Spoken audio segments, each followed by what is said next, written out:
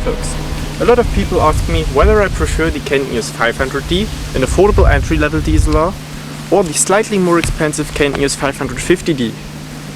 Today I would like to do a comparison between those two cameras and check how they perform in various circumstances. Because those cameras are often ordered with a kit lens, I decided to mount the 18 to 55mm kit lens on both of them. Both rebels are made out of plastic and might feel a little bit toyish and cheap to somebody who had already a better DSLR. But this video is more for newcomers and those consider buying that kind of a camera. The Canon EOS 550D is a little bit bigger, and that is the reason why it feels better in a man's hand. Both cameras weigh about 500 grams, which makes it easy to carry them around. Of course, there are some buttons on both cameras. In my opinion, the keys on the 500D doesn't feel that good in comparison to those of the 550D, because they are too plastic and stick out too much in contrary to those of the 550D, which are well formed to the camera body. The memory card input is at the side of both cameras. A disadvantage the 550D has compared to the 500D is that you are not able to change the battery while the tripod plate is mounted. For total beginners, both cameras have got in full automatic mode, where you just have to push the release and the camera searches for the best settings itself. But you will soon figure out that there are a lot of other modes too, and that those modes are way better than this automatic mode is. Because, in my opinion, it tries to use the flash quite too often. So, as I said, these cameras deliver a lot of creative and style modes. Those style modes are, for example, the portrait mode, which softens the skin, the landscape mode, which intensifies the colors blue and green, or the sports mode, in which you're able to shoot a lot of pictures in a short time. But there are a lot of presettings in those modes which you are not able to change, like the shutter speed or the aperture. If you would like to use the night portrait mode, you should use a tripod, because the camera chooses a long shutter speed for better lighting.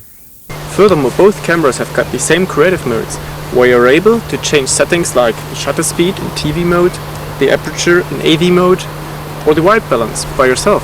Moreover, you have got a full manual mode, where you're able to adjust all those settings. These modes are great possibilities if you would like to create the image by yourself. Most of all, the manual white balance might be important because in some situations the auto white balance doesn't quite hit the point. The 500D has got 15 megapixels, while the 550D has got 18 megapixels. But in reality, one isn't really able to tell the results apart.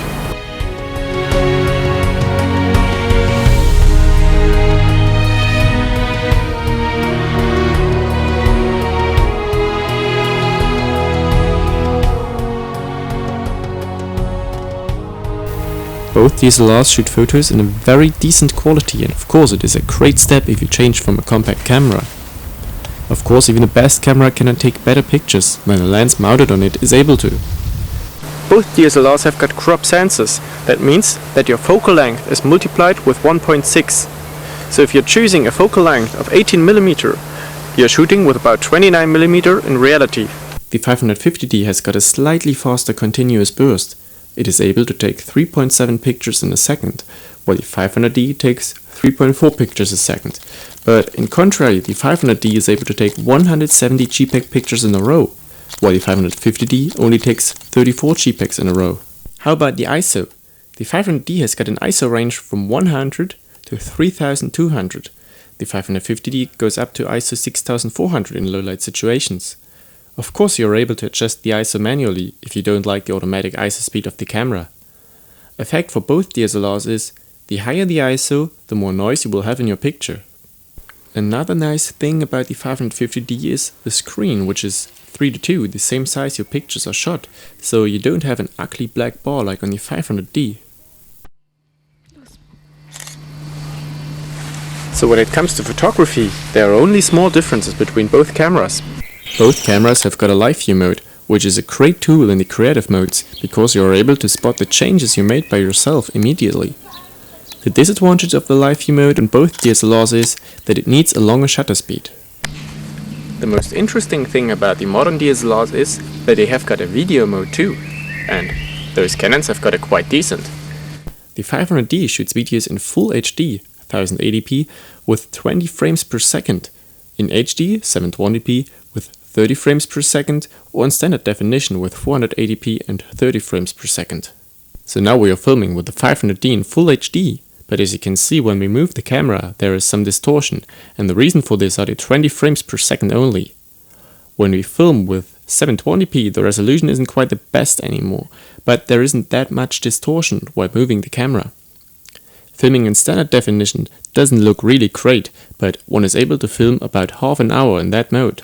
Now we come to one of the big advantages the 550D has got in comparison to the 500D.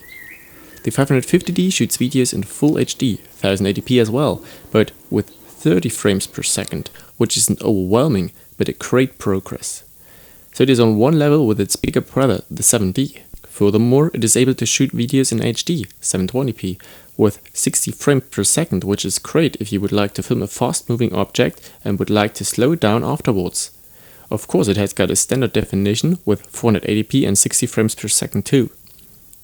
Moreover, it has got a movie crop mode, where you have got another 7 times zoom, but in my opinion this mode is kind of useless because of its low quality.